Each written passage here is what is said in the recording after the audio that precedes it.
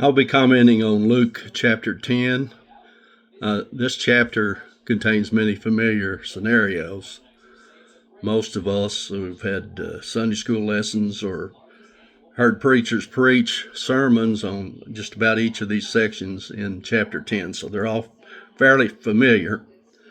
The chapter opens with Jesus sending the 72 out in various cities and villages to preach and to teach the gospel.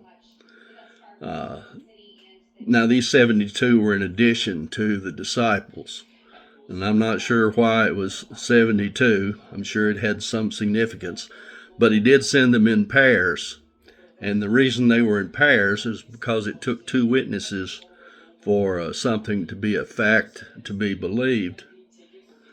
The 72 were to heal the sick and to announce the arrival of the kingdom of God. There were three specific cities that rejected the good news, and Jesus tells of the woes of these three cities.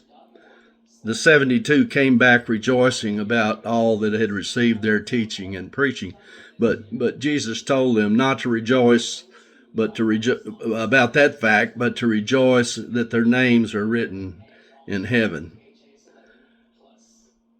Then the question is asked of Jesus, what must one do to inherit the kingdom of heaven? And his answer is to love God with all your soul, strength, and mind. He then tells them the parable of the Good Samaritan. And this illustrates the second part of the Great Commandments, to love your neighbors as yourself. And by neighbor, I think he means not only your next door neighbor, but all of mankind, even your enemies. How hard is it to do that sometimes, especially those that we consider unlovable, but we have to love them anyway. The chapter ends with the story of the two sisters, Mary and Martha. Jesus is visiting in their home, and of course Martha gets upset with Mary because she's listening to Jesus instead of helping her serve the guest. Jesus corrects Martha and shows that Mary's priority for spiritual things was commendable. How often are spiritual things our top priority? And I'll leave you with that thought. Thank you and have a good day.